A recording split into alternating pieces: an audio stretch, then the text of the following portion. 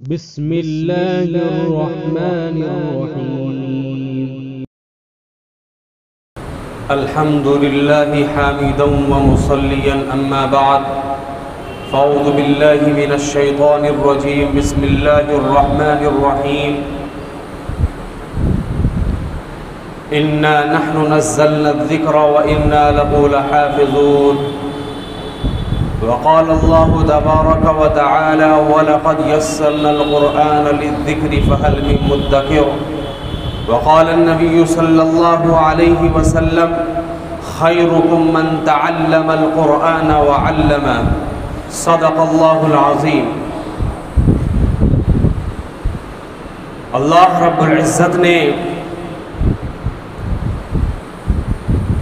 انسان کے ذمے بہت سارے کام لگائے ہیں. جب کوئی کام انسان کے ذمے میں آ جاتا ہے تو انسان کی ذمہ داری بنتی ہے کہ اس کام کو صحیح طریقے سے کرے، اور انہی کاموں میں سے سب سے بہترین کام اور سب سے بہترین عمل جس کی طرف اللہ کے نبی صلی اللہ علیہ وسلم نے اس حدیث کے اندر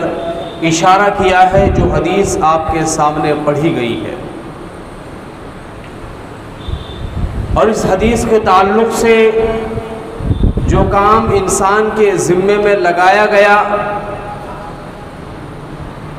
اس کام کے تعلق سے بے شمار فضائل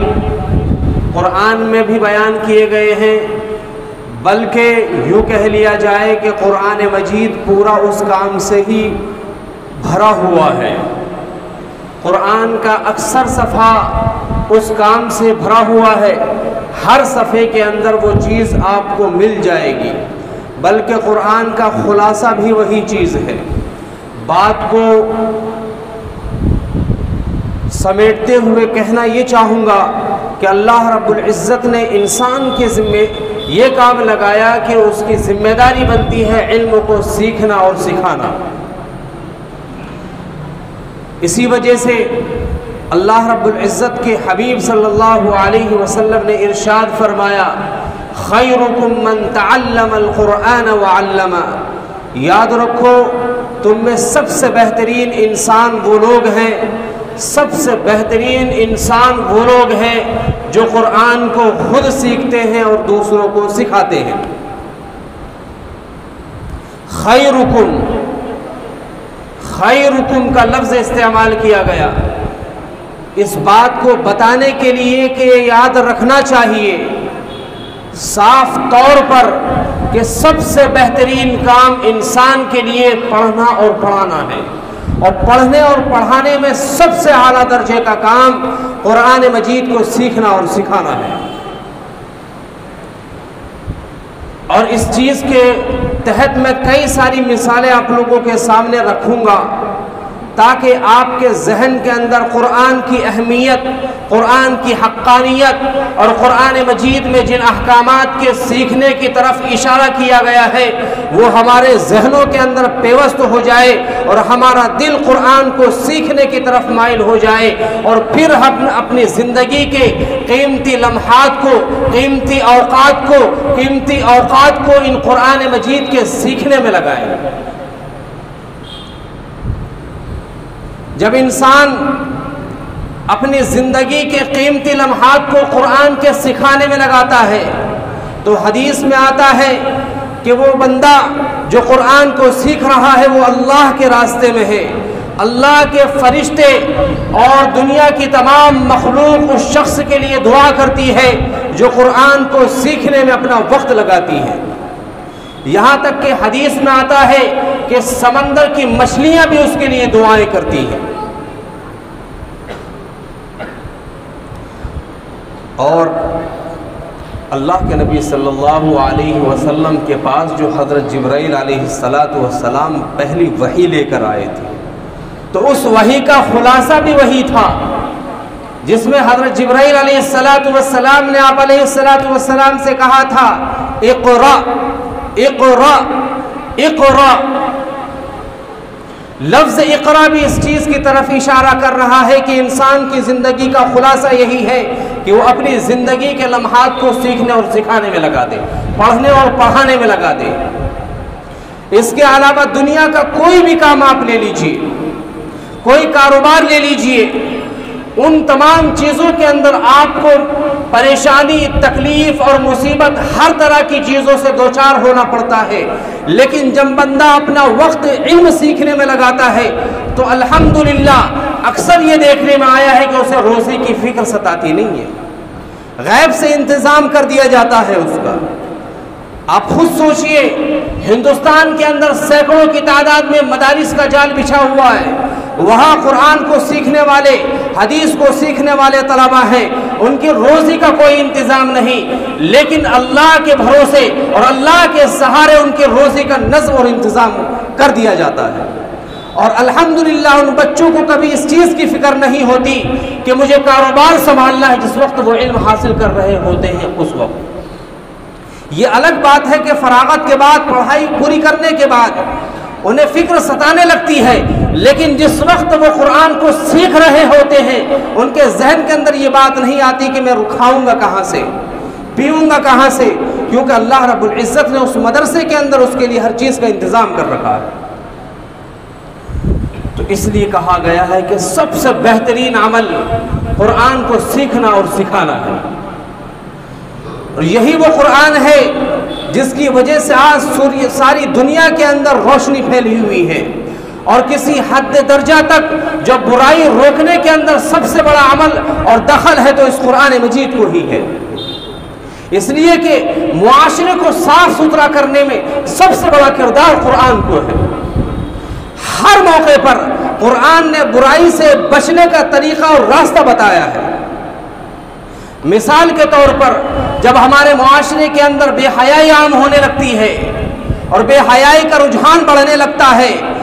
جب ہماری نوجوان نسل بے حیائی کی طرف قدم اٹھانے لگتی ہے، تو ایسے موقع پر قرآن ان نوجوانوں کو خطاب کرتے ہوئے کہتا ہے وَأَنكِحُوا الْأَيَامَ مِنْكُمْ وَالصَّالِحِينَ مِنْ عِبَادِكُمْ۔ اللہ رب العزت اس آیت میں کہہ رہا ہے کہ اگر تم بے نکاح ہو تو ان کا نکاح کر دو، تم میں سے جو بے نکاح ہو ان کا نکاح کر دو، اس لیے کہ جب انسان بے حیائی کے کام کے اندر مبتلا ہوگا تو معاشرے کے اندر تباہی اور بربادی پھیلے گی، اور بے حیائی کا راستہ بند کر دیا جائے گا تو معاشرے کے اندر امن و امان کا ماحول قائم ہوگا۔ سبھی کو پتا ہے کہ جب ایک نوجوان بچہ کسی نوجوان بچی کے ساتھ غلط کام کے اندر مبتلا ہوتا ہے تو کل تک وہ بچہ جو ہماری نگاہوں کے اندر اچھا سمجھا جاتا تھا، صرف اس کے ایک غلط قدم اٹھانے کی وجہ سے آج ہم اسے گرا ہوا سمجھتے ہیں، اور پھر جب بھی نظر اٹھتی ہے اور وہ ہمارے سامنے سے گزرتا ہے تو ہم یہ کہتے ہیں کہ فلاں لڑکا ہے جس کا فلاں لڑکی کے ساتھ تعلق ہے۔ کبھی کسی نے یہ کہا کہ شادی شدہ مرد کو جب وہ میاں بیوی راستے میں چلتے ہیں، کسی نے یہ کہا آج تک کہ ان دونوں کا تعلق ہے؟ کوئی نہیں کہتا، لیکن جہاں ناجائز رشتہ ہوگا انگلی اٹھنی شروع ہو جائے گی۔ تو اس ناجائز راستے کو بند کیا ہے قرآن مجید نے۔ اس لیے ہماری اور آپ کی ذمہ داری بنتی ہے کہ قرآن مجید کو اپنا وقت سیکھنے اور سکھانے میں لگائیں۔ ہمیں پتہ تو چلنا چاہیے کہ ہمارا رب ہم سے قرآن میں کہہ کیا رہا ہے، ورنہ تو پھر وہی ہوگا جب قرآن کو مکمل طریقے سے چھوڑ دیا جائے گا، اور جس دن آپ کی آنکھ بند ہوگی اور قبر کے اندر اندھیرا ہی اندھیرا ہوگا اور ہر طرف سے پریشانی آپ کو قبر میں آ کر گھیر لے گی، تو اس وقت پھر آپ یاد کریں گے کہ کاش قرآن کا کچھ حصہ سیکھ لیا ہوتا تو آج مرنے کے بعد میرے کام آتا، کاش میں اپنی اولاد کو قرآن کا کچھ حصہ سکھا دیا ہوتا تو مرنے کے بعد آج یہ میرے کام آ رہا ہوتا۔ ساری زندگی کاروبار میں لگا دیا، پیسہ کمانے میں لگا دیا، لیکن کبھی ذہن ہمارا قرآن کے سیکھنے کی طرف نہیں گیا کہ ہم قرآن کو سیکھیں تو صحیح۔ ہو سکتا ہے دنیا میں ہمیں تھوڑی پریشانی آئے، وقت نہ ملے، لیکن پھر بھی اگر آپ نے قرآن کو سیکھ لیا تو انشاءاللہ مرنے کے بعد آپ کے کام ضرور آئے گا۔ اور یہاں تک کہ میں آپ کو بتاتا چلوں کہ جب آپ کے سینے کے اندر، آپ کے دل کے اندر قرآن کی محبت اور عظمت ہوگی تو یہی قرآن جب اللہ آپ کے حق میں یہ فیصلہ کر دیا جائے گا کہ اس شخص کو جہنم کے اندر دھکے مار کر داخل کر دیا جائے، تو آپ کے حق میں قرآن کھڑا ہو جائے گا کہ نہیں، اس کے سینے کے اندر، اس کے دل کے اندر میری محبت تھی، لہذا اے میرے رب میں یہ چاہتا ہوں کہ اسے جہنم کی آگ میں داخل نہ کیے۔ تو ایسے موقع پر قرآن آپ کے راستے کی رکاوٹ بن جائے گا اور آپ کو جہنم سے بچا کر جنت کے اندر لے جائے گا۔ لیکن افسوس کی بات ہے، اسی قرآن کو ہم یوں چھوڑ دیتے ہیں جیسے کہ اس قرآن کی کوئی حیثیت ہی نہیں ہے۔ ہم میں سے اکثر ایسے لوگ ہوں گے جنہوں نے رمضان میں قرآن کھول کر دیکھا ہوگا، تھوڑا بہت پڑھ بھی لیا ہوگا، لیکن رمضان کے بعد سے تو ہمیں اور آپ کو توفیق ہی نہیں ہوئی، یا پھر زندگی کے اندر اتنے مشغول ہو گئے ہیں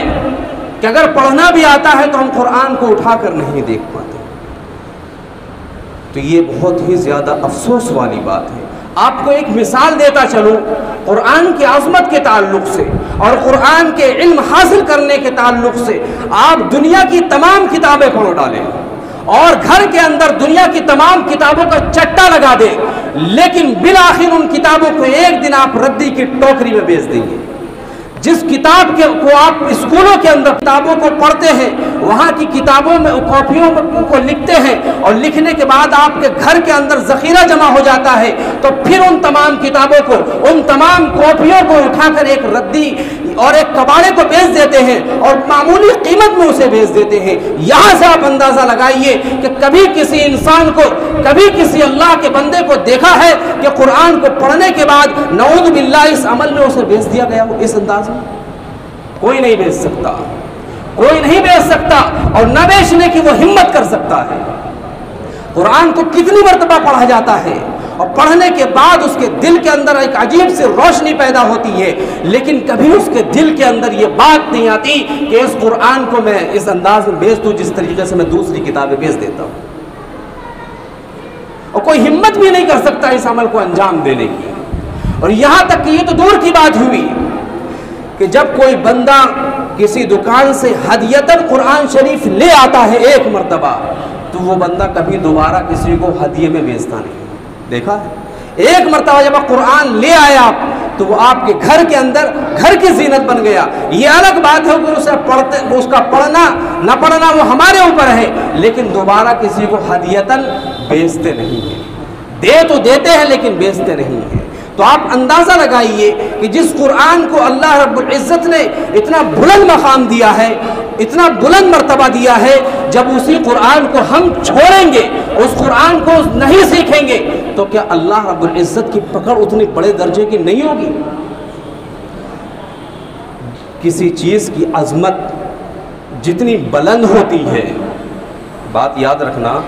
جب کسی چیز کی عظمت بہت زیادہ بڑی ہوتی ہے تو اس کو چھوڑنے پر بھی سزا اتنی ہی بڑی ہوتی ہے۔ تو اس لیے قرآن